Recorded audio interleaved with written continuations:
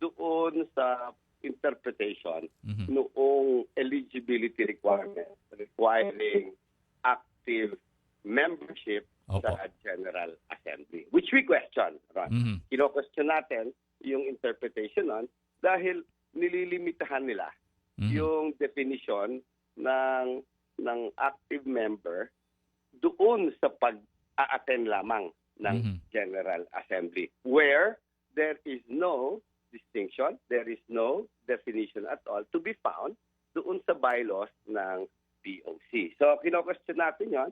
Ang sinasabi natin, that's a very narrow-minded interpretation. That is a very simplistic interpretation, and it's, in fact, a myopic way of interpreting a vague term like active member. We say vague because the bylaws themselves of the POC do not contain any kind of definition, do not contain any kind of definition, or does not supply any kind of parameter or criterion para malaman natin kung ano ang ibig sabihin ng active member. So yung pong motion for consideration, inihiyain na po ninyo sa general membership ng Philippine Olympic Committee o sa COMELEC lamang ng sa COMELEC, POC? no? Sa COMELEC po. Okay. Sa COMELEC yan kasi alam mo, sinusunod natin ang batas no? Opo. Ang sinasabi ng batas, exhaust mo lahat ng administrative remedies available to you. Yes. And we're still hopeful that the eyes of the COMELEC can be opened, can be enlightened, they'll be more broad-minded, Opo. less myopic, less short-sighted dun sa pag-interpret nila ng active membership ni Mr. Ricky Vargas. Ang eleksyon po ng Philippine Olympic Committee ay gaganapin sa November 25 at that's about 26 or 27 days from now. At do you think you have enough time para makakuha ng ruling tungkol sa inihain ninyong reconsideration motion? Well, sana. That's our hope, no? Kasi ang gusto namang mangyari ni Mr. Vargas is yung magkaroon ng malayang eleksyon sa POC, no? Maraming nagsasabi na yung pag-interpret ng word na active member. There are quarters who say that yung motibo doon, no? Yung rason, yung dahilan sa pag-interpret ng napakakitid na paraan, ng word na active member is to exclude, no? To exclude, to eliminate, and to disqualify all potential candidates against the current administration. Right. And this runs counter talaga doon sa mga minimiti ng ating mga atleta, ng ating mga NSA na after 12 years of leadership ng current administration, siguro panahon na upang ma-challenge naman yung mga plataforma ng current administration by allowing fresh idea, fresh voices to come in and lay down the platforms and the programs that they think, like Mr. Vargas, they think can improve Philippine sports. So, yes, we do think there's enough time, and we do pray and hope that the COMELEC allows Mr. Vargas to run and present himself and his platform for our athletes and our NSAs. Opo. Attorney Salud, nabalita na parang si Ginoong Piping Cojuangco will run unopposed for the fourth time. Naka 3 terms na po siya, so a total of 12 years. Wala ho bang term limit ang presidente ng POC? Wala eh. Walang nakasaad sa bylaws eh. Walang nakasaad sa Constitution ng Philippine Olympic Committee. In fact, si Mr. Vargas, sinasabi niya nung inihayag niya yung kanyang desire to run, narinig niya na sinasabi ng current administration that they have been successful for the last 12 years.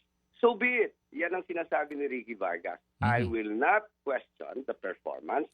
I will not even argue the excellence of their performance in the last 12 years. All I want is the opportunity to run. All I want is the opportunity to present myself, marinig ako ng ating mga atleta, at maintindihan nila na naiintindihan ko yung kanilang kalagayan, at handa akong tumulong para mas gumanda ang sitwasyon ng ating palakasan. Ako, napakagandang mitiin yan, attorney. At, kung sakali po na, let's say, hindi kayo mabigyan ng reconsideration, ano po ang susunod ninyong hakbang? As we said, all remedies at this time are being explored and they will be exhausted.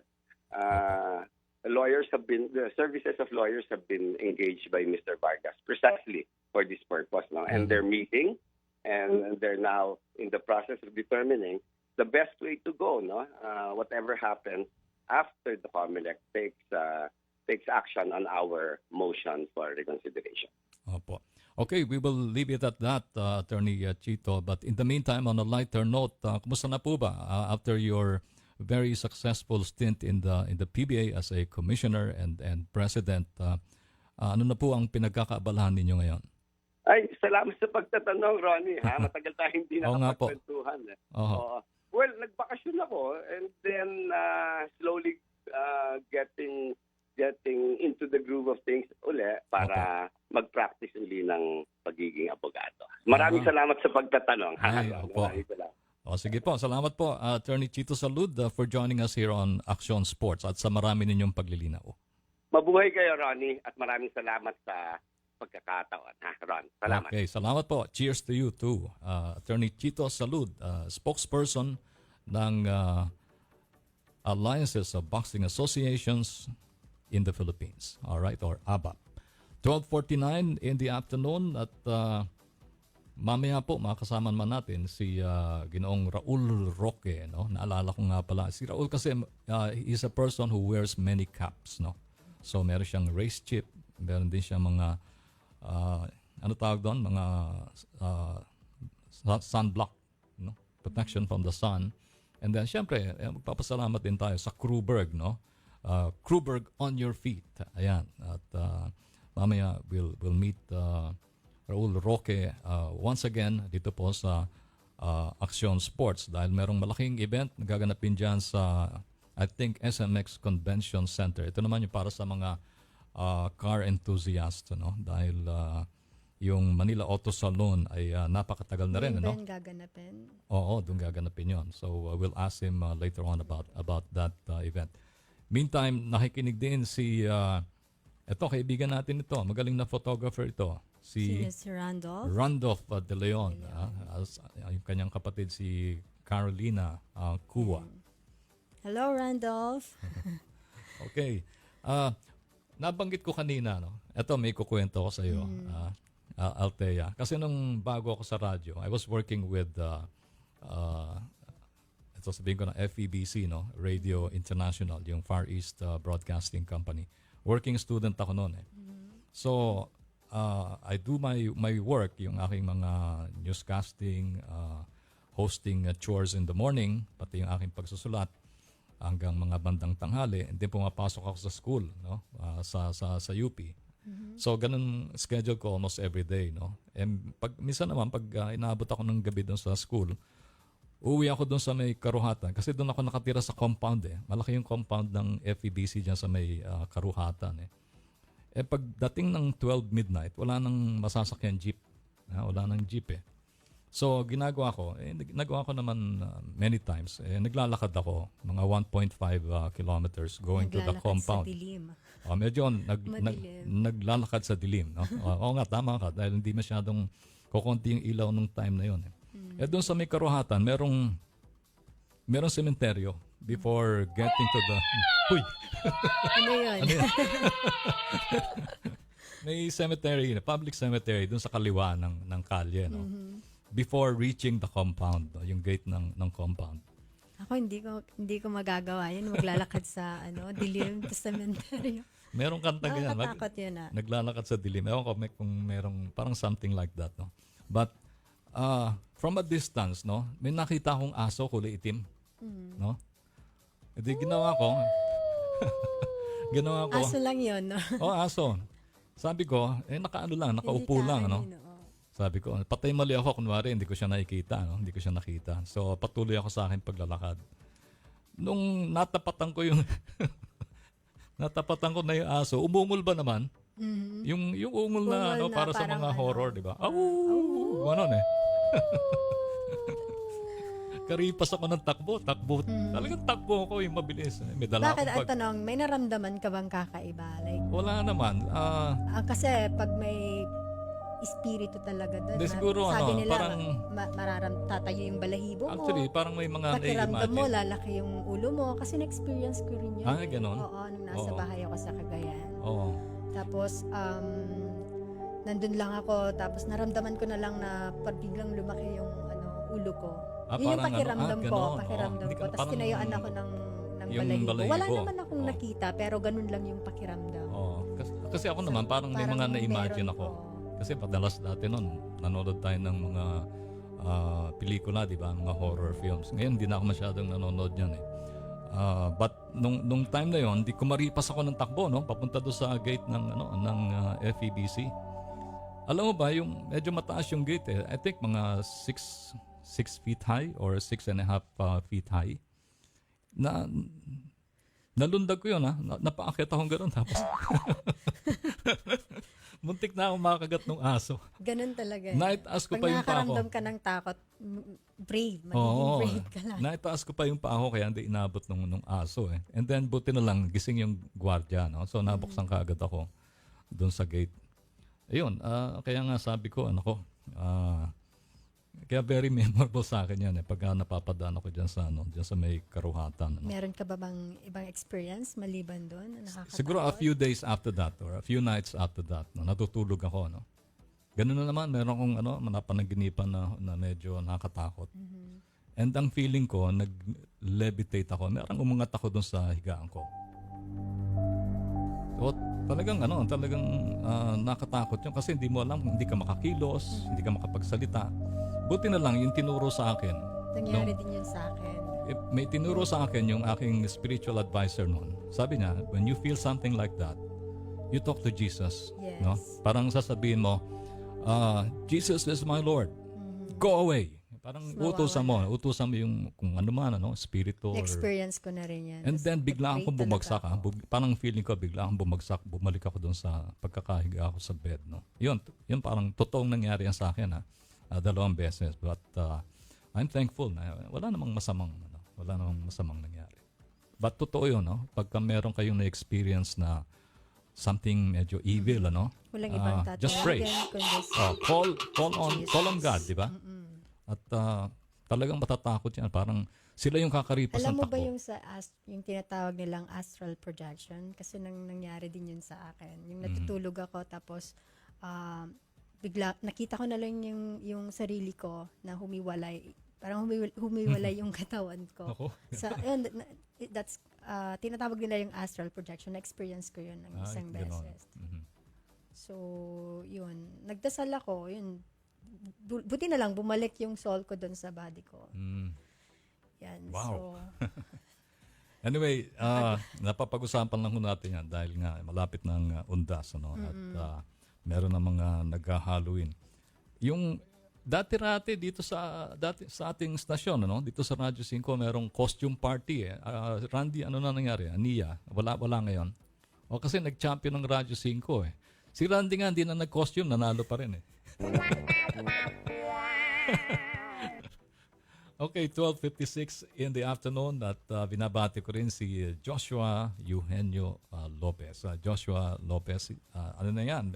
He's a gym instructor ngayon, no? Talagang sports buff din yan si Josh. Maybe one of these days tatawagan natin si Joshua, no, to talk about almost anything under the sun, PBA, basketball at iba pang sports.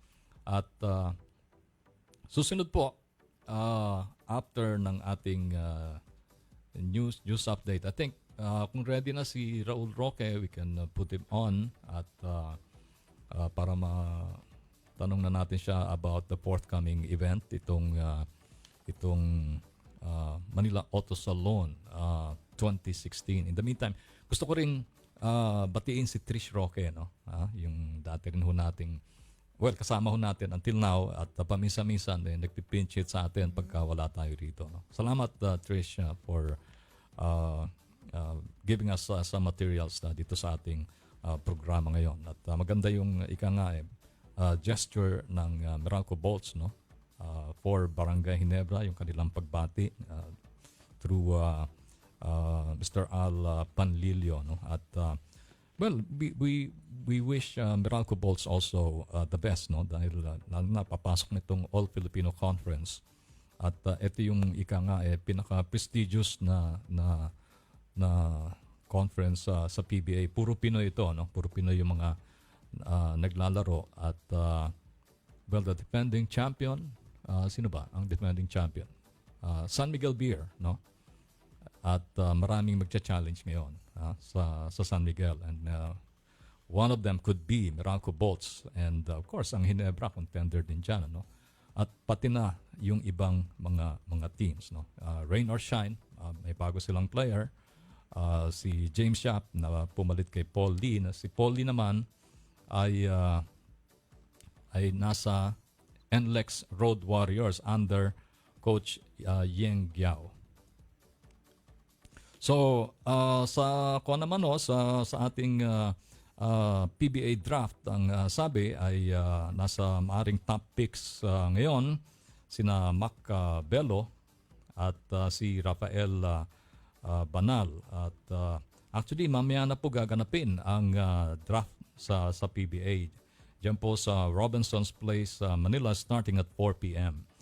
I'm not sure if I can drop by, no? Kasi dati-rati nagpupunta ako dyan tinitingnan natin kung sino yung mga top 10 picks sa PBA. I think the last time na naka-attend ako ng draft ay 2 years ago, kung saan si Manny Pacquiao ay naisama doon sa draft, no? I think he was number 11 or number 12, no? If I remember right, no? Doon sa draft. Okay, 12:59 in the afternoon. Ulitin ko po ang ating question for the day at siguro Althea, ikaw na muna ang magbasa niyan. Ang ating question for today ay, sa tingin ba ninyo ay dapat na bang buksan sa iba ang pamumuno ng Philippine Olympic Committee o POC?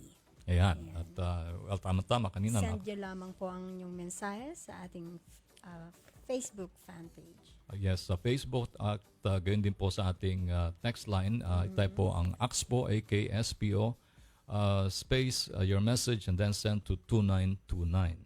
At gayon din po sa ating Facebook page as mentioned by Althea Vega. 1 o'clock in the afternoon at we'll take a short break. Magkakaroon po tayo ng news update and then babalik po for the second hour ang Aksyon Sports. Stay with us.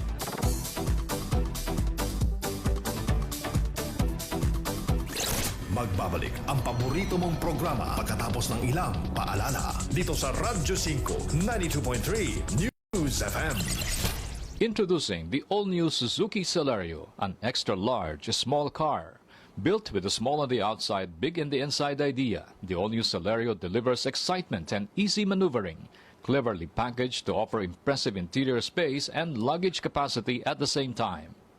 The car sports a 1-liter 3-cylinder engine for an impressive fuel mileage. The all-new Celerio is available in manual transmission at 507,000 pesos and CVT at 542,000 pesos. Visit your new build dealership for other exciting offers. Suzuki, way of life. Huwag bibitiw, magbabalik agad ang paborito mong programa pagkatapos ng Aksyon News Update mula sa Radyo 5 92.3 News FM. Ang Aksyon News Update ay hatid sa inyo ng Fujidenzo. Fujidenzo Home and Commercial Appliances, where you get reliable, durable, and energy-saving features in all our products. So choose wisely. Choose Fujidenzo. Fujidenzo is available in all leading appliance stores nationwide. Fujidenzo, quality above all. Radyo 5 92.3 News FM. Balita, aksyon, aksyon, aksyon. News Update. Ang oras sa 1:00 ng hapon. Naritong balitang hatid ng Radyo 5. Naibalik na ng National Grid Corporation of the Philippines o NGCP ang supply ng kuryente sa ilang bahagi ng Northern Luzon na sinalanta ng superbagyong Lawin. 100% restored na ang supply ng kuryente sa La Union, Ilocos Sur, Ilocos Norte at Abra. Naibalik na rin ang serbisyo ng kuryente sa Benguet at Mountain Province. 87% naman ang napailawan na ng NGCP sa Nueva Vizcaya, Quirino, Ifugao, Isabela, Cagayan, Kalinga at Apayao. Naibalik na ng NGCP ang lahat ng 69 kV lines ng maliban sa Line 2 na nagsiserbisyo sa Kalinga at ilang bahagi ng Cagayan at Apayao. Patuloy pa rin ang restoration works sa 74 sa 84 na natumbang poste at 88 sa 101 lining wood at steel poles ng NGCP. Karamihan sa mga poste ay nasa bulubunduking mga bahagi. Philippine Standard Time, 1:01 ng hapon. At yan ang balita mula sa pinakamaaksyong newsroom sa buong bansa. Ito ang Radyo 5, Margie Bentulan. San man, kailanman, kapatid. Aksyon! Aksyon! Aksyon! News Update! Ang Aksyon News Update ay inihatid sa inyo ng Fujidenzo. Fujidenzo Home and Commercial Appliances, where you get reliable, durable, and energy-saving features in all our products. So choose wisely. Choose Fujidenzo. Fujidenzo is available in all leading appliance stores nationwide. Fujidenzo, quality above all. Tensyon sa pagitan ng Pilipinas at China tumindi. Sa ating balitang business, presyo ng mga produktong petrolyo Mga sa magdamag at ng gising sa pagsilip ng umaga. Mga balitang nagpapabangon at nagbibigay ng kakaibang pananaw sa personalidad at pangyayaring pinaka-pinag-uusapan ngayon. Mga kwentong huhubog sa kasaysayan bukas. Balita alas 5 sa Radyo 5. Balita alas 5 sa Radyo 5. Pagpupuslate ng mga mamahaling gadget sa Alas 5 ng umaga, araw-araw sa Radyo 5, 92.3 News FM. Balita alas 5 sa Radyo 5. Balita alas 5 sa Radyo 5. Oras na para makibalita. Uuwi ka ba sa probinsya ngayong undas? Para makaiwas sa siksikan, maaga magpunta sa mga transport terminal lalo na kung may kasamang bata o senior citizen.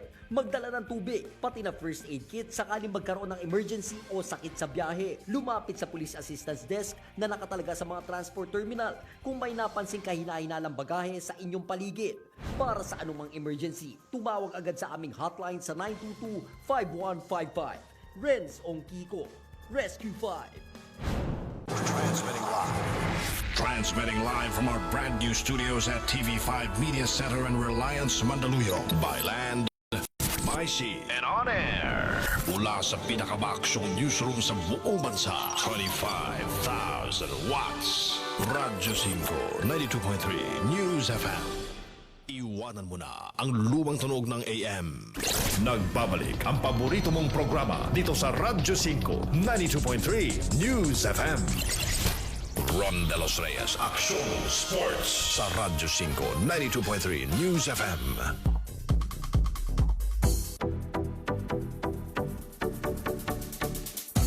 Welcome back mga kaibigan dito po sa Action Sports sa Radyo 5, 92.3 News FM at binabati ko pala yung ating mga listeners, no? Krishna Kubar, Christopher Magsila, Darlene Ortega, si Timmy Naval de Leon ng Volkswagen Philippines, no? Welcome back, galing lang siya sa Japan, no?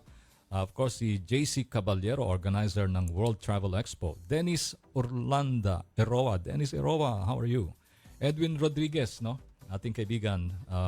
Ito, champion race driver.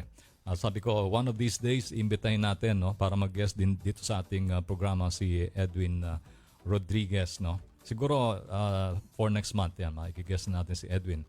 Si Rolf Rookie King. Of course, our schoolmate from Fiati University High School, Malud Del Valle Chu. And then si Mark Kenneth Chan Balicanta. Arnel Doria, na ngayon ay nasa radyo na rin. Congratulations sa Arnel for joining the club. Si Director Ronnie Tio Tuico ng Department of Tourism, Central Luzon. Boyet Roa, Erica Gonzalez, tinatanong niya, sino raw yung guest co-host ko ngayon? Of course, Althea Vega. Hello po. Miss Fitness Philippines Universe, no, na nag-represent sa ating bansa noong June sa Miss Miami. Fitness Universe. Saan yan? Florida. Sa Florida, Miami, Florida. Ed Dan Bersola, of course si Joey Puhol Galang, ang dami. Na gustong bumate. Ito si Raymond Lee Reyes ng Karatedo Association of the Philippines, Randy De La Merced, Ralph Asinas, Randolph De Leon, si Melchor Pizarro and Caroline Cua. Tatapusin ko nito Eliza Arnado Pareja and Queenie Cosca. Ikaw naman, Althea. Ano ba? Sino yung babatiin mo? Nandito teka lang. Sige. Mamaya na lang. Ayun, doon sa, naka-video kasi. doon sa isa. And, Si- nag-join si Miss Patty. Ayan. Patty Sarah. Hello. Di Maano. Yes. Di Maano. Oo, Sila kasama Josa, rin natin. Eugenio, Randolph, Oo. Vida Leon. Okay. Babasahin ko na lang mamayang bumate. I'll introduce Raul Roque, no? Siguro introduce ko muna yung ating mga bisita ngayon, no? Let's start with Raul Roque, ang head ng Race Chip Philippines. Raul, Hello, magandang hapon po. Magandang hapon. Good afternoon, Ron and Althea, and thanks for having me back again on Action Sports. Okay, mamaya tatanong natin kay Raul kung ano yung kanyang pinopromote na event, no? But I'd like to introduce also our guests from the Philippine chess team. Si Mr. Let's start Jason with Gonzalez, Grandmaster Jason Gonzalez. Miss Janelle Fraina. Hello. Yeah, si Coach Jason, na Grandmaster, then bumati ka muna. Good afternoon sa lahat ng nakikinig sa Action Sports. At kay Ron at kay Althea. Ay, salamat. Si Janelle naman, fresh from her Grandmaster norm, no? Title, no? Ito, si Janelle Fraina. Hello, good afternoon sa mga listeners natin ngayon, no? And batiin ko na rin yung parents ko nasa Bicol. So, hi, Ma. Oo nga, saan nga kayo sa Bicol? Sa Legazpi po. Sa Legazpi City. Di ba last week lang nanggaling kayo sa Legazpi? There was a tournament there? Simultaneous chess exhibitions po. Exhibition. So, Dalawa kami ni Coach Jason doon. I played against 20 opponents. wow. Si Coach naman, 30. 30. Yeah. Pero yung mga nakalaban mo, babae, lalaki? Halo na. Halo na yun. Bata, matanda. Bata, matanda. May nanalo ba sa'yo? O may naka-score ba? Unfortunately, meron. Meron? Dalawa. Upset ako pero okay lang. Okay. Kasi ano yun to? Yung Mas bata ba sa'yo? pabilisan, di ba? Mabilisan yung laro, di ba? Hindi naman Hindi po naman. sa ganun. Kundi, kasi, parang kailangan mag-concentrate dun sa 20 boards na yun eh. So, pag nagmi-miss ka falter ka ng isang move, no? So, parang very prone sa blunder and then magkakamali ka. Ibig Patalo mo ka. sabihin, merong 20 boards, may mga sabay-sabay kalaban ka, ko po siyang sabay-sabay. nalaban. So, meron kang move sa isa, and then lilipat ka sa iba. Lipat. Apo. Kaya mahirap yun, It will take you about more than 2 hours to finish that. Depende sa lakas ng kalaban. Ikaw naman, Coach Jason, meron bang tumalo sa'yo? Yeah. Halos inabot yung laro ko yata. Lampas na 5 oras eh. 5 oras. So para ako naglakad mula ng Quezon City hanggang Laguna yata. Para kang nag-full marathon. Ganun kasi. Kaya pag the more na dumadami yung sumasali sa simultaneous exhibition, the more it become difficult and ahaba ang oras. Lalo kung magaling. Kasi mga kalaban ko puro nasa varsity na eh. Magagaling na rin. Oo. And then, saan ginawa yan? Sa Legazpi. Where in Legazpi? I think sa Ayala Mall ba yan? Ayala Mall. Kasi bagong tayo yung Ayala Mall. So, they cater yung activities na yun. Bago lang yung mall. Kakatayo lang this Hindi year. yan yung Embarcadero sa may Legazpi. Iba yun. Iba siya.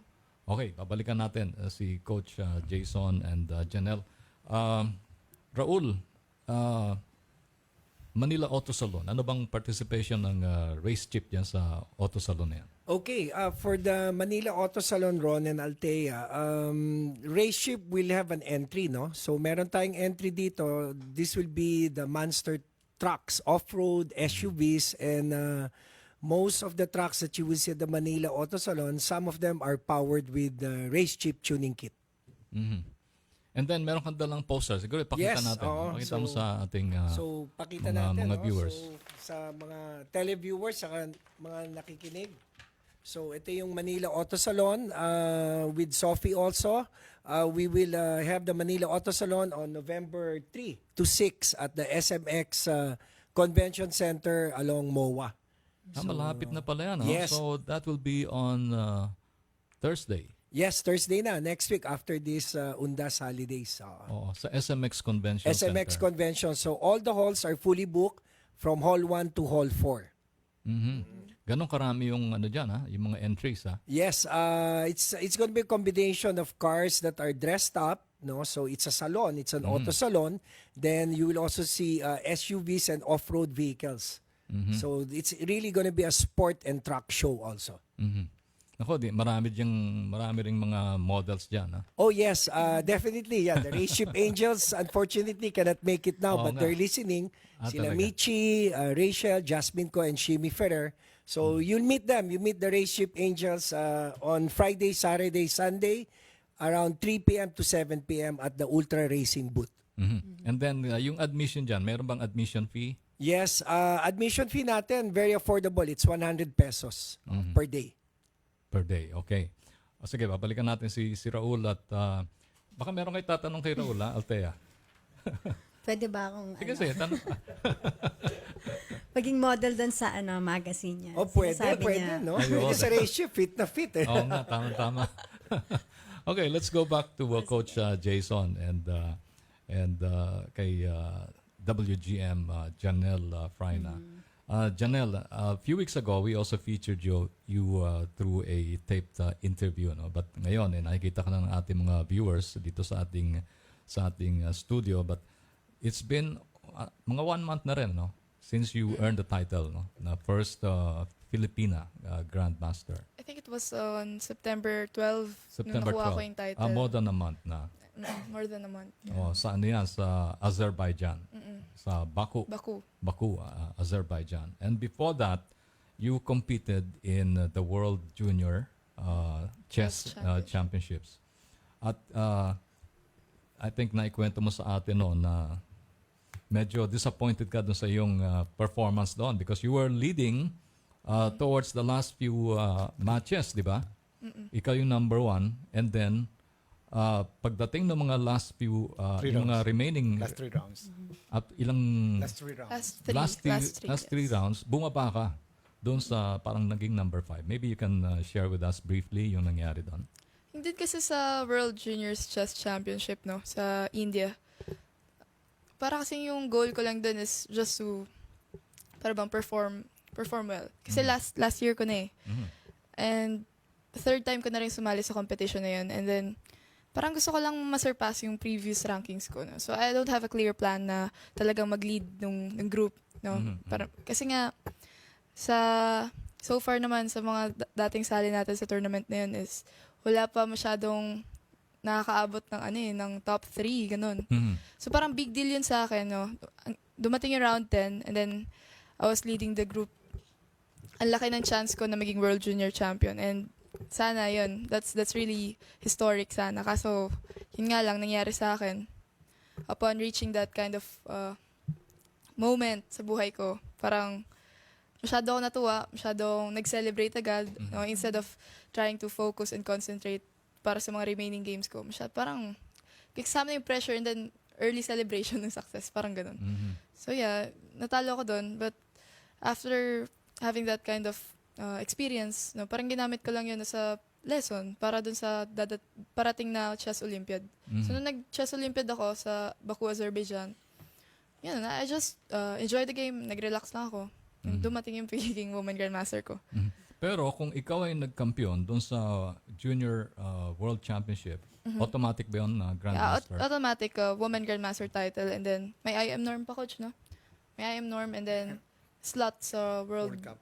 World Cup, World Women's Cycle. But right now, since you're WGM, meron ka na rin bang slot dun sa World Cup? No, kasi yung sa World Cup, ini-earn siya sa different tournaments like sa zonals. Merong mga specific tournaments for that. No? Hindi ibig sabihin na naging woman grandmaster ka, meron ka nang entitled ka na sa ganong klaseng slot.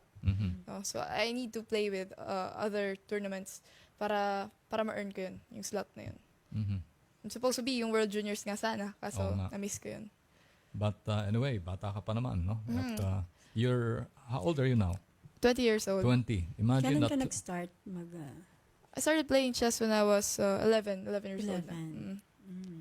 Sa pwede probinsya pa. lang, sa Legazpi City pa yun dati. Oh. Althea, pwede ka pa. You're only 21. No. Okay, Coach Jason, matagal na rin kayo nagko-coach dito kay Janelle and with the other varsity chess players ng FEU. How would you describe her as an athlete, as a player? Well, hindi na naman siya naturuan ko, no? Pati yung ng mga members sa national team. Yes. And marami na rin naging Olympian, tapos naging international masters. Yes. But I think before her may mga magaling pa sa kanya eh. Yung nga lang dahil sa kanyang karakter na yung kanyang determination, yung kanyang abutin yung kanyang objective, yung pangarap na yon. Kasi yung iba kasi pag nangarap, para bang sa simula lang tapos bumibitaw. So yung meron siya dito na persistency. O yung perseverance, gano'n, parang gano'n. So yung mga dating tumatalo sa kanya, nalampasan niya yon. So yun ang sinasabi kong madalas na hindi porket magaling ka, pwede na yan. Lalampasan ka sa mga taong mayroong masindi yung pangarap at nagkatrabaho. Yung punong-puno ng tinatawag na pag-isikap, yung hard work, yung training. Kasi minsan ang connotation sa chess is pag matalino, may talent, gagaling na yan. Hindi kagaya ng ibang sports kasi pag talagang magaling ka, Kailangan parang continuously talaga yung... parang nandun na. Ito hindi kasi nawawala siya no. Yung kailangan continuous yung study mo kasi ang chess is about also studying a lot of books eh.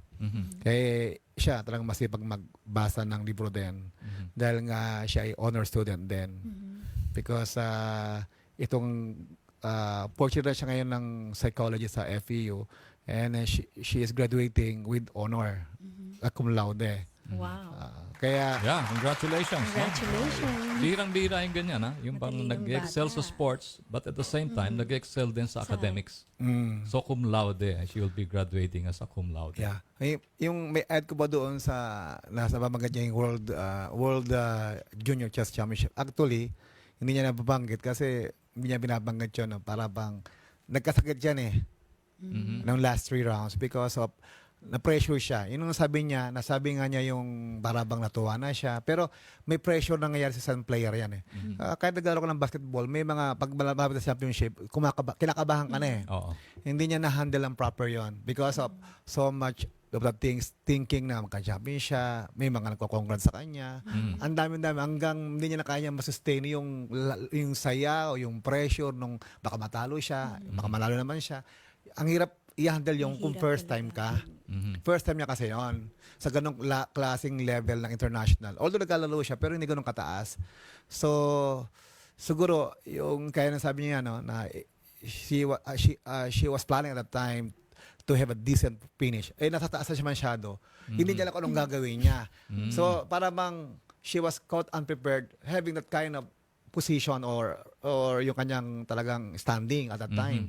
Hindi niya na-expect na magiging nasa actually, top position siya at that time. Gusto niya manalo. But when you are leading, that's different matter. Nung siya hindi pag-leading, gusto niya mag-leading. Nung mag-leading naman siya, kinamahan naman siya ng gusto. Nagkasakit. Yun ang reaction ng katawan kasi natin. Sa psychology, kakaroon ng sakit eh. When there is a lot of pressure, the body will now react. Nagbubumid siya nun eh. Basta hihilo. Kaya sabi niya, masyado mabigat yung pressure, pagka nandun ka sa top. Actually, nangyari, kasama rin niya, medyo may sakit na gusto ka na rin yun eh. Pero siya, tiyatamaan siya ng ilang days. Kasi yung kinakain doon, medyo hindi tayo sanay. Ang tagal na namin doon eh. Spicy. Spicy yun, sa India. 15 days doon. 10 days pa lang, mabigat-bigat na. Iba naman sa atin na pagkain. So, kasama na rin yun. But, the greater part of pressure, yung ganun nga, yung pressure nung marami ka na naiisip na uy, marami bumabati sa akin. Ang dami nag-friend sa Facebook, no? Kasi bawal nga magbukas ng Facebook, bukas eh. Dumagsa eh, no? Na siya, na-overwhelm talaga. Ayun ang nakita ko. Kaya, tapos, nung matalo siya, ay nag-react siya masyado na nawala yung mundo niyang magka-champion siya. Iyak nang iyak yan, alas 12 ng gabi. Pinapatigil ko yan eh. Kasi kung makatalo ka bukas, pag hindi ka tumigil, natalo nga. Kasi kung natalo siya doon, leading pa naman siya eh. Still co-leader at the time. Kahit natalo siya, still leading the field. So, she must win on the 12th round. Kailangan manalo lang siya doon o tumabla lang. Kung di siya natalo ng 12 round, still, she could still make it. Ngayon, last round naman, may pag-asa pa rin mag-third place. Natabla. Talagang na hindi, meron kasing taong na para bang, kung hindi ka na-train sa ganong sitwasyon o tinapong ka doon, you will have a different reaction from normal na nangyayari sa'yo. So that's what I assess that kind of thing. Kaya pagdating sa Olympiad, I just keep on telling her that you just play, relax, and be happy for what you're doing. Kaya madalas sabihin sa kanila, when you're doing something, kahit na anong bagay, basta masaya ka, you will have a positive and will form so well. Basta masaya ka. Alam niyo mga kaibigan, yung mga sinasabi, yung mga sinishare sa atin ni Coach Jason Gonzalez, applicable din yan. Hindi lang para sa chess, no? Kundi sa ibang buhay, sports, no? At pati na rin sa buhay, di ba? So, napakaganda niyan. Napakaganda po. Maraming salamat.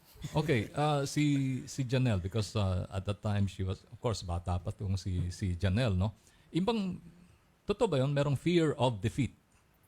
Di ba? Pag ikaw nandun na sa itaas, di ba? Parang, dumarating yung pagkakataon na natatakot ka baka matalo. Parang hindi mo iniisip na dapat manalo ko. Pero ang parang nananaig yung bang takot sa na maaring matalo.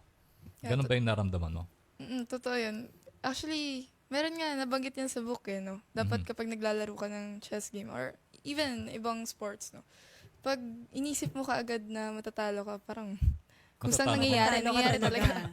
Law of attraction talaga So siguro, yan, isang nakikita kong mistake sa part ko yun Hindi lang nangyari yun sa World Juniors, no? Sa iba ring tournaments, previous tournaments ko. Madalas din mangyari yun sa akin, like, leading ako sa ganitong tournament, and then, bigla na naman, sarili ko yung kalaban ko. And I think that's the parang pinakamahirap mong kalaban yung sarili mo. Yung sarili mo. Oo, totoo yan. Totoo yan. Nakita ko na yan, even in tennis, di ba? Sa golf, di ba? Pagka leading ka na sa score, di ba? Going into the last 2 rounds, no? Or last 2 holes. Tapos, you'll commit bogeys, di ba? Yung putting mo, sasama. So, nangyayari talaga. But, of course, ang importante naman dyan, you learn something from defeat. Di ba? Okay, we're talking of two events here, no? Lalo na kay Janelle because naglaro siya sa World Junior Championship at doon saan yun sa India? Bhubaneswar, India. And then yung sumunod naman, naglaro sila sa World Chess Olympiad sa Baku, Azerbaijan. At kasama niyo ron ang legend na si Eugene Torre, Asia's first grandmaster. I was expecting pupunta rin si Coach. Wala siya rito. He will be playing in Turkey. He will be playing in Turkey. Kailan yung next competition? Kaya pala. This coming December. Ang alis niya? This coming December. Okay, and then meron kayong tournament susunod? Yeah, this coming December may laro kami Saan? Subic, Philippine International Chess Championship. Actually, twin tournament pala siya. Twin tournament? Meron pa isa. So, international din? So may kasama ka dito? Meron pa siyang kasunod na tournament. Okay. So, from December 5 to 11, Coach Philippine. 13 to 19. This is a international competition organized by National Chess Federation. Ito ay suportado ng POC at PSC. At ito ay sanction ng Federation International de Chess. FIDE. Ang sumasali rito ay mga European na grandmasters at iba galing sa Mongolia, halo-halo na, merong galing Germany, galing Belgium. Ito ang mga isang paraan na kung bakit nagiging maganda ang ating mga performances sa mga bata. Because mahal kasi pag nagpadala ka ng maraming bata sa abroad, di ba? That's right. So, kung ang mga player ng foreign papunta rito, may expose ang ating mga players na mga bata, no? And this is also the chance for Janelle to earn her rating na umakyat. Pag pumalo kasi ng 24 yung kanyang rating, she will be the first woman na magiging international master na lalaki ang title. Kasi wala pang nangyayari na, no? So, yun. Ito organized, pinalaki ni Congressman Picha ito, yung premyo, no? $7,000 yung top prize. Top prize, okay. So kung dalawang tournament yan, di $14,000 US. So, kasi yung second price is 5,000 parehas. Pababa hanggang top 20 yun eh. Tapos sa babae, meron din silang para bang cash award. Okay. Ang manalo sa among women na magpa-participate dito, we have a confirmation from China. Yung pinakamagaling lang player, isa sa pinakamagaling na player nila, no, na mataas ang rating, will be also playing in this international tournament. 2471 ang rating niya. And that is the highest na maglalaro sa Pilipinas. Sa Pilipinas. And then, ang current rating ni Janelle ngayon? 2320. Oh, malapit na. Actually, pag pumalo ang kanyang rating ng 2450, top 10 na yan sa mundo eh. Oo. And that's why the federation, even her want na pumalo ang rating niya 24-50 para maging top 10 because mas madaling gawin niya eh. Kasi siya yung counterpart ng Wesley sa lalaki. Si Wesley kasi top 5 na, top 6 in the world eh. Yes. So, by hitting that kind of a rating, she'll be in the top 10 in the world sa babae. And we are now, training and hoping that she could able to play with the qualifying tournaments, tapos mag-qualify as makapasa sa top 10, tapos maglaban-laban kasi mga babae para makakuha ng challenger sa champion. And maybe she can do it. And we are hoping that it will happen within 2 to 4 years from now. Who is the current world champion sa babae? Ang katotohanan niyan, nag-quit yung dating champion eh. Si Hu Yifan from China. From China. Yeah. Now, iba na ang champion ngayon. Asa naman yung champion ngayon? Di pa, siya pa rin, coach. Siya pa rin. Siya pa rin. But hindi siya magpa-participate sa... Hindi siya magpa-participate sa selection. Yeah. She won't defend it. Oo. She disliked the current setup. Format, FIDE format. Kasi Sir, knockout eh. How do you see the chess industry in the Philippines? Well, of course, matamlay ang sponsorship. Gaya na sabi nga ni Sir Raul Roque na naglalaro din pala siya eh. Oo. Yes. Magaling ito. Sabi nga niya talaga yung matamlay. Not because of... wala pong support. Meron naman. But, iba kasi spectator sports eh. Because this is a mental sports. Walang papalakpak sa'yo eh. Saka bawal pumalakpak. Bawal pumalakpak. Kasi madidistract yung mga players. So, those people who understand chess, yun ang susuporta. So, kung ikaw ay isang...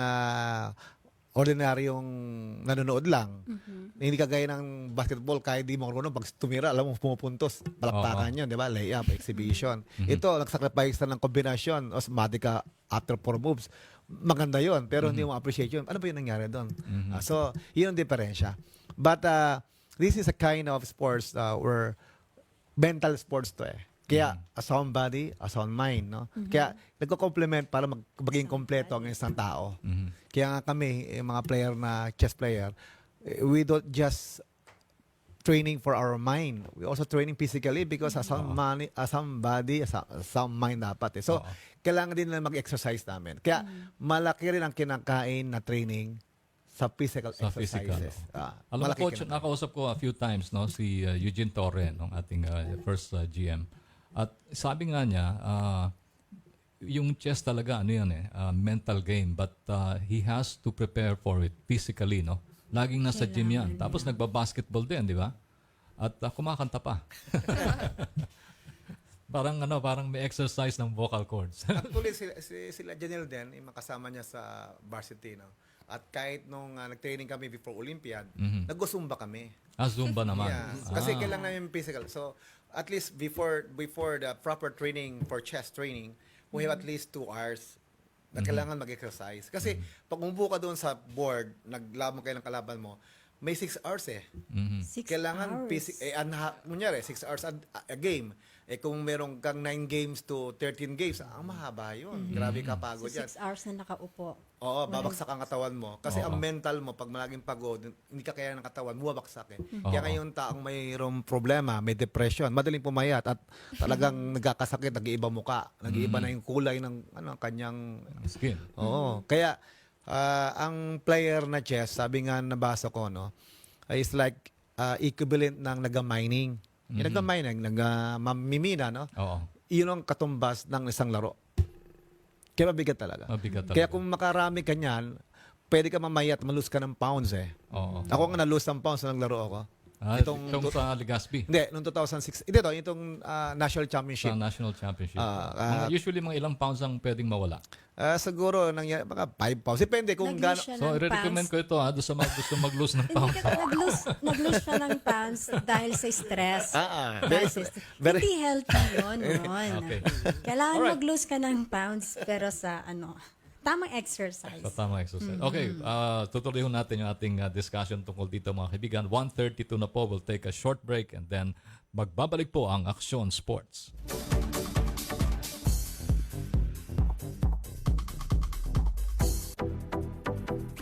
Magbabalik ang paborito mong programa pagkatapos ng ilang paalala dito sa Radyo 5 92.3 News FM. Time check is brought to you by Bostik Fix All Tile Adhesive. Bostik Fix All, makabagong pandikit ng tiles. Gaano tatagal ang ilaw mo? 3 months? 6 months? Kapag yan lang ang kaya ng ilaw mo, that's a bad idea. Dapat up to 10 years. Omni LED lights, may power last technology na kayang tumagal ng 10 years base sa 5 oras sa paggamit kada araw. Tipid! That's a brilliant idea. Ryan Agoncillo po, para sa liwanag na long-lasting Omni LED lights. The Walking Dead brings you Watch, Walk, and Win. Watch The Walking Dead for a chance to win a trip for 2 to Los Angeles, USA. Tune in on The Walking Dead Thursday, 7 p.m. and watch for the question that will pop on your screen. Text TWD5 space your answer, name, age, and address to 8950 for a chance to win an LA trip package for 2 plus tickets to see the new Walking Dead attraction at Universal Studios. Promo period is August 18 to December 22. Watch, walk, and win a trip to LA. Tune in on The Walking Dead Thursday, 7 p.m. on TV5 per DTI FTEB SPD permit number 12703 series of 2016. The Walking Dead Watch and Win promo is brought to you by Cebuana Luwilier, kaibigan ka Cebuana. Ang programang tumatalakay sa buhay ng mga bagong bayani, sumasalamin sa tunay na karanasan ng mga manggagawang Pinoy sa ibayong dagat. Ang boses ng mga OFW sa radyo. Samahan si Maricel Halili sa kanyang bagong time slot tuwing linggo, alas 2 hanggang alas 3 ng hapon. Ibayong Pinoy sa Radyo 5, 92.3 News FM. Tunghayan ng pag-ahon ng isang reyna. Kailangan nating tumakas. Hinahanap na nila tayo. Kilalanin si Teresa Mendoza sa Pag magandang bayad, matagal ang pagkakaibigan. La Reina del Sur. Monday, Tuesday, and Thursday, 5:15 p.m. sa TV5.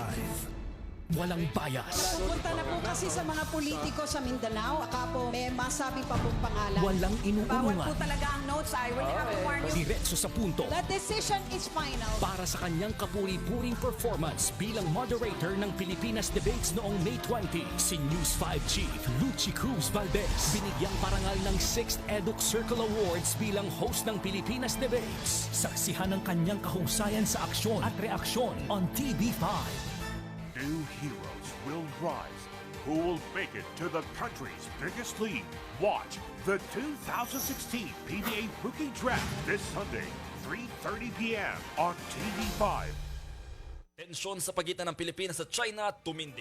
Sa ating balitang business, presyo ng mga produktong petrolyo posibleng Mga balitang hindi naidlip sa magdamag at nang gising sa pagsilip ng umaga. Mga balitang nagpapabangon at nagbibigay ng kakaibang pananaw sa personalidad at pangyayaring pinaka-pinag-uusapan ngayon. Mga kwentong huhubog sa kasaysayan bukas. Balita alas 5 sa Radyo 5. Balita alas 5 sa Radyo 5. Pagpupuslate ng mga mamahaling gadget sa Alas 5 ng umaga, araw-araw sa Radyo 5, 92.3 News FM. Balita alas 5 sa Radyo 5. Balita alas 5 sa Radyo 5. Oras na para makibalita.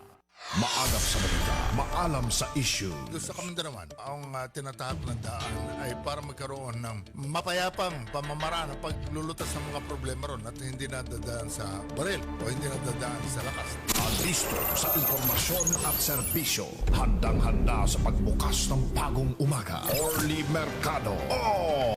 Ready! Senator, Secretary, Professor at Environmentalist. Mauunahan ba sa paghimay ng mga usaping bumabalot sa bansa? Pag nag-isip ng tao, nagsara ng isip na ganun kayo, kayo mga mandarambong kayo magnanakaw kayo, etc. Napakahirap palitan eh. yung impression yung sinasabing perception. Kaya sa politika, napaka-importante hindi lamang yung katotohanan, kung hindi yung pananaw sa katotohanan. Been there, done that na siya ng paulit-ulit kaya di na mapapaikot-ikot pa. Lunes hanggang Biyernes, alas 6 hanggang alas 8 ng umaga. Orly Mercado, all ready. Wala nang iba pa sa umaga. All ready ka na ba? Dahil this early, it's Orly. Wala na sir, Orly lang. Sa Radyo 5, 92.3, News FM. Walang walang hindi tatanong, walang hindi pwedeng hindi sagutin, walang isyong di pag-uusapan, walang kinikilig, wala rin aatrasan. Erwin Tulfo, punto asintado. Punto asintado. Lunes hanggang Biyernes, alas 8 hanggang alas 10 ng umaga. Pasok ang bawat kuro-kuro. Punto asintado sa Radyo 5, 92.3 News FM. Nagbabalik ang paborito mong programa dito sa Radyo 5, 92.3 News FM. Ron De Los Reyes, Action Sports sa Radyo 5, 92.3 News FM. Maraming pong salamat sa inyong patuloy na pagsubaybay dito po sa Action Sports. Ito po si Ron De Los Reyes at kasama po natin sa studio ngayon si Althea Vega. At siyempre ang ating mga bisita, Raul Roque of Race Chip. At siyempre ang ating mga chess Grandmasters Coach Jason Gonzalez at si first Filipina Grandmaster Janelle Fraina. Alright, at bago natin sila balikan, gusto ko lang batiin ang mga nakikinig sa atin ngayon, no? Like si Jella Cappadocia, Jeffter Cappadocia. Ayan, yung Cappadocia family listening to us. At gusto ring bumate si Mark Bailocon. Mm-hmm. Saka si Love Tengsiko, ang ating motorcycle rider. Na-aksidente siya. So I hope she's recovering fast, no? At sana'y makasama na uli natin sa motoring, no? Love, get well soon. At siyempre, si Ginong Barry Pascua, kaibigan natin, at he is asking us about the condition now of Samboy Lim, no? Yung huli nating balita, nandun pa rin, no? But sabi ni Ginong Kinito Henson, ating kaibigan, medyo nakaka-recognize na, no? Medyo naigagalaw yung kanyang mukha, yung kanyang mata, and may konting movement na, no, sa kanyang mga kamay. But hindi pa rin talaga, no? Kailangan pa rin talaga ng masusing recovery, no? O treatment sa ating kaibigan, si Samboy Lim. At patuloy, I'm sure, ang panalangin ng ating mga kababayan para kay Samboy at lalo na yung kanyang mga fans, no? Okay, meron tayong isang mensahe dito from Facebook. Babasahin ko lang yung kanyang pangalan. Mahaba ito. And then you read the message. Medyo tongue twister yung kanyang pangalan. No? Jensky Laura Amamag-id Karumba Geslaga. Ayan. Wow, ang Sige. haba. Ito yung message niya. Filipino ba? Good afternoon, Sir Ron. For me, opinion lang siguro, oo, dapat nabuksan na sa iba ang pamumuno ng POC para namang ay mas may pagbabago na in terms sa mga plano sa pagde-develop pa nito. Mm-hmm. Ayan lang, sir. Pasensya na po. Wala rin siya masyadong alam sa POC. But ito si Jensky mula pa Cebu. From Cebu. Okay. Danny Nunez is also listening to us from Isuzu, Philippines. And of course, Ferdy Castillo. Babalikan ko lang si Raul. Itong Manila Auto Salon featuring the monster trucks, no? Yeah. Mm-hmm. Ba, parang bagay na bagay ito sa All Saints Day, sa Undas. Monster. Monster trucks. Meron ba diyang mga Halloween trucks? Well, I don't know kung meron magsa-set up ng Halloween trucks, but these are all, soup-up trucks which I think the car enthusiasts and viewing public must see next week. Okay, at may mga ano rin ba dyan, pwedeng mabili yung ating mga car enthusiasts na pwede nilang gamitin sa kanilang mga kotse? Yes, there will always be a aftermarket segment. There would be some booths and also the exhibitors themselves. They'll be selling their accessories, their parts, all the soup-up vehicles on site. I think it's an exciting trip to go to the Manila Auto Salon. Mhm. Okay, and this will be Friday to Saturday. next Friday week. to Sunday, Ron. Fri- 4 days Friday tayo. to Sunday next week at the SMX Convention Center. Yes. Ano ba yung masasabi mo na isa sa mga main attractions no sa exhibit? Well, I think the main attractions would be the off-road trucks, no? Mhm. Because I think there are lots of car shows left and right in malls or even in parking lots. But the Manila Auto Salon would really feature the sport and truck show, no? And this would be on Hall 1 of the SMX. Ayun. Okay. Kayo ba, Coach Jason, mahilig ka rin sa pagdadrive? Oo naman. Motorsports? Hindi naman, pero yung medyo 10 years ago, masarap from Luzon to Mindanao, nag-travel kami. Nag-travel na kayo? Kasi very exciting yung countryside. Yun. Pero ngayon, hindi na masyado dahil mabigat na eh. Pero subukan ulit natin. Saka matraffic na rin, no? In many cities, matraffic. Maganda yata pumunta rin kami sa Thursday to Sunday yan. Yes, Thursday to Sunday. Thursday to Sunday. Maganda yan. Siguro bibigyan mo na lang siya ng ticket. Oh yes, no problem. Free complimentary passes. Parang ka na ba magmaneho? Hindi pa po. Hindi pa. Okay. But ano yung memorable countryside trip? Saan ba? Sa Davao. Sa Davao? Oo. Anong ginawa niyo sa Davao? Wala lang. May tournaments din po. Nagkaroon ng tournament. Oo. Usually naman nakakapunta ako sa ibang lugar out of playing tournaments. No? Yun ang maganda sa sa sport, di ba? If you're an athlete, you get the opportunity to travel, different parts of the country and also different parts of the world. No? That's So, pinaka-memorable sa'yo outside the Philippines, anong bansa? Siyempre, yung Azerbaijan.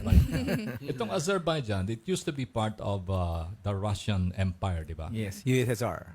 USSR yan dati. Tapos, in the, I think, 80s, di ba? Late 80s, humiwala yan. Ang dami. Mga 90s. No? Tajikistan, 90s. Azerbaijan, Kazakhstan, San Sebastian. Hindi. School pala yan. Anyway, itong Azerbaijan, Janelle, maybe tell us a little bit more about this country, especially yung city ng Baku, no?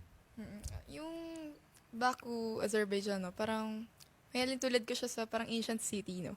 Ancient city. Kasi apart from parang na-preserve yung beauty nung lugar, nung culture nila, and sobrang linis din. Malinis. Ang magandang makita, di ba? Malinis na lugar. Oh. Parang makikita mo rin yung discipline ng mga citizens nila eh. Makikita mo, hindi katulad sa ibang lugar na medyo asensado nga, well-developed, pero makikita mo yung streets na hindi ganun kalinis. Maraming nagkalat, ano? Pero sa kanila, ganun. Actually, kaya natin gawin yun di ba? Kung tutusin lang. Siguro, panatilihin nating malinis yung ating kapaligiran. Mahirap din talaga i-maintain dahil tayo kasi 104 million. Sila 10 million lang. 10 million lang. Ang kasi yung garbage talaga, pag marami, talagang tendency magkakalat eh. So, yun siguro nakikita ko. Saka talagang napakayamay ng bansa kasi yung oil nila, yung oil, parang binabomba na ng tubig sa kanila yan eh. Sa Caspian Sea. Parang magsasahod ka lang ng timba, makakuha ka ng oil, ha? Galing na. Ang kanilang oil is good for 100 years pa bago maubos. Patay na yung mga tao ngayon, sila meron pang oil. Sobrang, kasi sa gabi, lahat ng building sa Baku may ilaw. Nakikita ko lang yan sa mga Hong Kong, di ba? Pero sa kanila, every building may ilaw. Pagandahan sila ng ilaw. Tapos ang clan taxi doon, pinakamahina, Mercedes-Benz. So, ang kotse nila doon, Volvo, Ferrari, walang luma. Palakita kang luma, hindi ka nga makakita ng luma talaga eh. Kasi, puro bago, they can afford, ha? They can afford. Kumusta naman yung kalsada doon? Kasi sa Baku yan, di ba? Di ba Baku-Baku yung kalsada? May traffic ba doon? Hindi. May traffic, but it's not so heavy, no? But, wala kang nga makikita masyadong nagpupulis doon eh. Kasi talagang, hindi naman sa good discipline dahil malalaki kasi. Tapos, kadalasan mo kasi ng cost ng mga traffic din, breakdown ng sakyan, di ba? Luma, na huminto, doon puro bago, kaya hindi mo maano, isa sa mga maging dahilan yun eh. Tapos malaki yung kalsada. So yung mga factors sa atin dito, wala sa kanila eh. Sa atin makitid, luma, siyempre, tapos yung paradahan pa. Paradahan. may maganda kasi, kaya yung traffic sa atin, nagkakaganon. Kasi, tinan mo, walang pulis doon, o di walang traffic. Joke lang. Pero, alam mo, medyo napapag-usapan natin yung tungkol sa cleanliness, no? Kasi yung magandang gayahin natin sa ibang bansa, di ba? Well, hindi ko mo 104, 110 million yung ating population, maliit yung ating bansa. Hindi natin kayang gawing malinis yung ating bansa, no? Kasi ang Amerika, di ba? Ang laking bansa niyan. And then they have maybe 200 million people, di ba? But still, makita mo yung kalsada nila, malinis eh. Siguro, yung paraan ng paglilinis nila, merong tawag doon? Yung truck na dumadaan na gano'n. Pero yung nakikita mo kasi, Ron, siguro doon sa pinaka-main na mga kalsada nila. Sa LA, but when you go inside, kasi I've been there in US for so many times, pabalik-balik, almost 10 years ako pabalik-balik doon. Sa loob ng city, madumi. Ang tawag nila inner city. Sa inner city, oo. Pero, pag dumaan ka sa New York, mga Fifth Avenue, may dumadaan truck dyan na naglilinis talaga yun. Makikita mo. Pinabacuum. Clean, pero diba? Pag doon sa loob na, yun ang maraming basura. Yun, hindi na kaya yung truck. Pero malinis pa rin, ikumpara. Pero may dumi talaga. Okay, ganda nung napapag-usapan natin, from chess to Manila Auto Salon, monster trucks, and then pati na rin yung biyahe, di ba? Kasi ito, kaya natatanong ko kayo tungkol sa inyong mga trips, no? Kasi yung bang pagta-travel, parang sports din yan eh. Di ba? Like ko sinasabi, pagka ikaw ay bumibiyahe, para ka ring weightlifter, nagbubuhat ka ng maleta mo, di ba? And then, nag-sprint ka rin pag umahabol ka dun sa flight mo, di ba? Tatakbo ka. Yun lang, wag naman sana, lumubog yung barko, kailangan mag-swimming. Anyway, Janelle, yung ika nga paano mo napagsasabay yung paglalaro ng chess pati at yung academics, no? Hindi kasi yung academics ang hirap pagsabayin yun, no, di ba? Lalo na yung mga varsity players, I understand yung mga basketball players nahihirapan na pagsabayin yung kanilang sports at saka yung kanilang pag-aaral. Pero itong si Janelle is a good example. Kasi kailan graduation niya? Sa May pa. Sa May? Kasi nag-move yung naman school. May next year, no? Kasi ang FEU ngayon... Pero tapos ka na, di ba? Di ba? Di ba?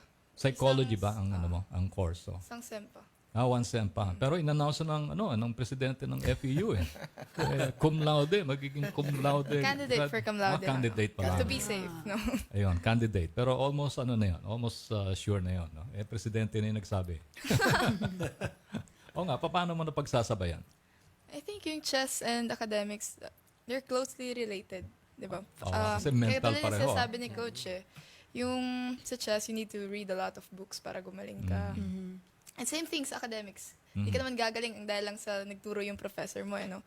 It's like 1 hour and 30 minutes ka lang makikinig sa kanya. And then, do you think that kind of time would suffice para matuto ka na, mag-excel ka na? So, there would be an extra effort sa part ng estudyante, sa part ko as a player. Ganyan ginagawa ko.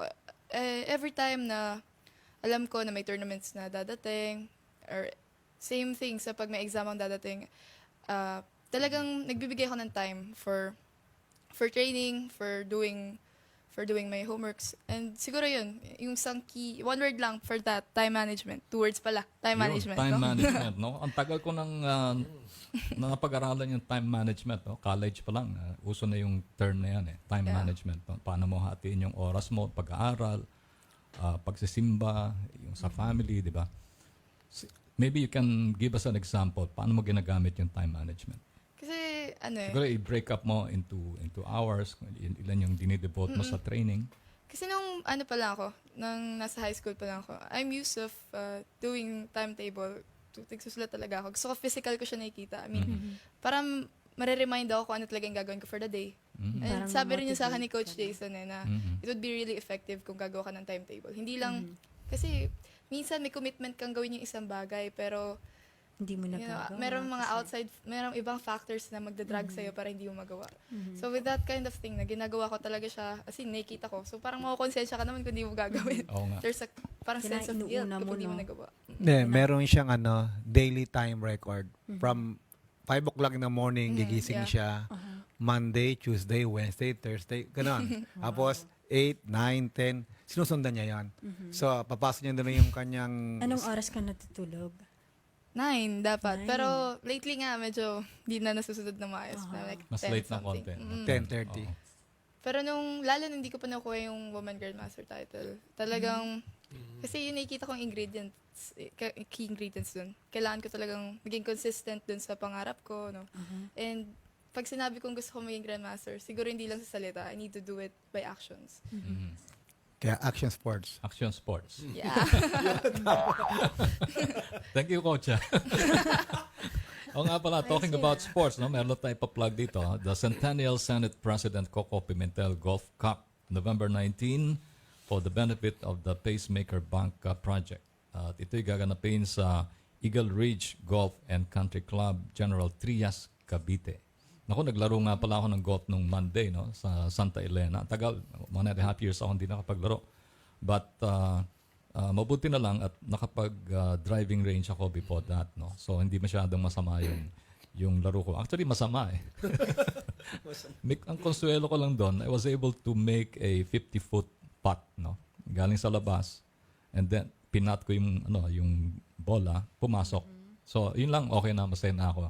Saka ang maganda ron, Malayo-layo yun. malayo-layo, oh. Ang maganda ron, pinawisan ako. Di ba? Nasa sa araw, so nakabilad ka sa araw. So, yan. Paano sa chess? Kasi nasa loob kayo palagi, di ba? Sa hall. And kahit ba nasa enclosed na venue kayo, pinapawisan din ba kayo? Kahit gano'ng kalamig, basta talo pagkapawisan talaga. Pagka natatalo, papawisan. Pag Yes. nanalo, Kahit nga nasa, kunyari, yung magalarong player, nasa winter, no, na labas. Tapos, sa loob, medyo malamig pa rin, no. Paglabas doon, pagkapawisan talaga. Because meron tayong body heat eh. That's right. Oh. When we feel so, para ba hindi fit, yung hindi natin matanggap yung pagkatalo, lahat ng pressure, lahat ng inisip natin, tumutulo pawis eh. Ito lang galing sa taas nga. Talaga. Pag ganun.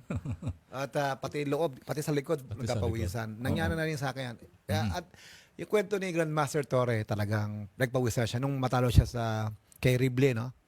Basang-basa yung kanyang likod, yung damit niya. Ay lamig-lamig ng kanyang hole. But taguban niya nagpunta siya ng bathroom eh. Pag tanggal niya ng Amerikana niya, no? Basang-basa yung likod. Basang-basa. Oo. Because of natalo siya ng match. Kasi World Championship siya noon eh. Kaya pag kwento siya, yun ang marinig yun sa kanya na hindi kailangan tumakbo ka para pagpawisan eh. Sa chess kasi tagapapawisan ka eh. Na walang physical. Kasi ang mind natin pwedeng... Si Kasparov, panag-iisip yan, tagapawisan siya. Because he intense of concentration. Si Gary Kasparov, Yeah. naglaro dito sa Baguio. I don't know, si Kasparov yun, di ba? During the No. World Karpov and Korchnoi, 1978. for the World Championship, Yes. 1978. Pero Yeah. nagkaroon dito, nag-host tayo ng World Chess Junior Championship, Si Anan nanalo 1988 yun. 1988. That Yun. was Anan, nag-champion. Anan, Pero naglaro din si Gary. Gary Kasparov, no, hindi siya naglaro dito. Naglaro siya sa Olympiad, 1992. Okay. Siya naglaro dito. Ano ba yung pwedeng abangan natin sa magiging World Championship sa lalaki? Ngayong November, no? Sa New York, laban ng Carlsen Magnus versus Sergey Karjakin ng Russia. Ng Russia. Yung isa naman, Norway. Yung isa, parehong protege yun. Karjakin ay siya ay title holder ng youngest grandmaster in the world. 12 years old. At 11 years old and 11 months. Yung ating si Wesley So became a grandmaster at age 14, no? 14 and 1 month yata. And number 7 in the world as youngest. Among the youngest. Among the youngest. Si Karjakin pa rin ang pinaka-youngest. Si Fischer is 15. At si Judy Plogar 14 sa babae, no? Pero kasama niya sa ngayon naman si Carlsen is 14 din yon. Kaya kung tutuusin yung nag-break ni Karjakin, siya yung prodigy talaga, pinakabatang grandmaster na hindi pa naman break yan. Kasi 11 years old, dahil mag-12 pa siya, mag-12 siya. Paging grandmaster ko, mabigat masyado. Kadalasan ng mga 12 years old lang, normally, IM lang yan. Siya, grandmaster. Kaya matagal siyang naging world challenger. Now, world challenger siya ni Carson. Ngayon, 28 na yata siya ngayon eh. So, yung isa, 24. 24 yung isa, mag-25. Okay, very briefly, in the 70s, nagkaroon ng parang chess fever, no? Sa, well, I don't know, Metro Manila and maybe the whole country because of the World Championship Series ni Bobby Fischer at saka ni Boris Spassky. Oo. At naalala ko noon, dami naglalaro ng chess nung time na yun. Dahil sinusundan nila yung labanan ng dalawa. Oo, maraming bumili sa National Bookstore ng mga chessboard. Mga chessboard, kamagong, dami. Kasama na yun. Naalala mo yung Raul? Naalala ko yun. Grabe. Oo. Do, maaari pa pang mangyari yan? Maaari pang mangyari uli yan dito sa ating bansa, yung chess fever? Siguro kung mayroong ganong klaseng manggalaro na medyo para bang maingay, parang Muhammad Ali, masalita, tapos ang binibitawang salita very intriguing. Wala ngayon kasi. Walang ganon. Tahimik lang eh, no? Unlike nung kay Fischer, bumibitaw ng mga mabibigat na salita eh. Saka Cold War at that time. Tapos parang him against the world ang labanan ng araw eh. So siguro mangyayari kung magkakaroon tayo ng sensational performance na siguro sana Pilipino yon. Ako sayang at kakunti na yung ating oras. Siguro a few words from Janelle. May papasalamat po ako sa pag-invite niyo sa akin ngayon dito. No? And siguro sana sa mga darating na panahon meron ding chess player na magiging grandmaster din. No? Sana masundan pa ako. Yun. Yeah. Thank you very much and congratulations, Raul. Yeah. Okay, a few words. Anyway, in behalf of Trade Show International, kay Sophie and Ray Ship, no? So I'd like to thank everyone, especially Ron and Thea for having me here again. And please come to the Manila Auto Salon on November 3 to 6 and you'll meet all the best trucks, SUVs, and hi to the Ray Ship Angels, no? Michi, Lai, Rachel, and also to PSM Arman, Anero, and Cecil of Blue Dynamics. Maraming salamat po. Okay. Thank you, Raul. Althea, just a brief farewell. Maraming salamat. Maraming salamat po sa pakikinigan sa Action Sport. At sana po sa susunod, pakinggan niyo po panoorin niyo rin po ang aming programa ulit. Okay, thank you very much, Althea. At medyo magpapaalam din ako because in the next 2 Sundays, wala po ang inyong lingkod. Tayo po ipupunta ng America. Hopefully, we'll get to see the Manny Pacquiao-Jesse Vargas fight. And then I will also cover the Los Angeles Auto Show and the SEMA Show in Las Vegas. Salamat po sa PGA Cars, no, for lending me a very nice SUV, no, Porsche Cayenne, no. At yun nga lang, susoli ko na mamaya. Yun ang masakit doon eh. Ang ganda ng kotse, pinakamahirap na gawin pag oras na isusoli yung kotse. But I really enjoyed it, mga kaibigan. Salamat po sa ating Action TV Technical Director, Joey Perez, Radio Engineer, Randy Mariscotes, News Producers, Margie Bentulan and Wedge Kudiamat. At ang ating, of course, Program Assistant, India Bugarin. Salamat din po kay Attorney Tito Salud na nakausap natin po kanina sa telepono. And also to Mr. Al Panlilio and Trish Roque. Ang ating Sports and a Song feature, Your Move, no? Dahil nag-chess ho tayo ngayon, pinag-usapan natin yung chess. Now it's Your Move by Yes.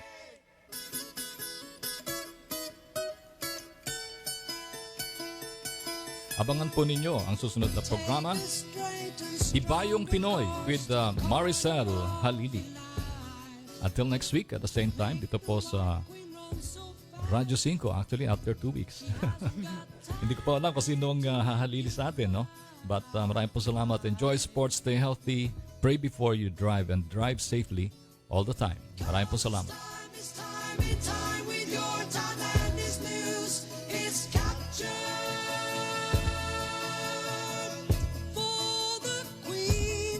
Lahat ang dapat pag-usapan sa laro.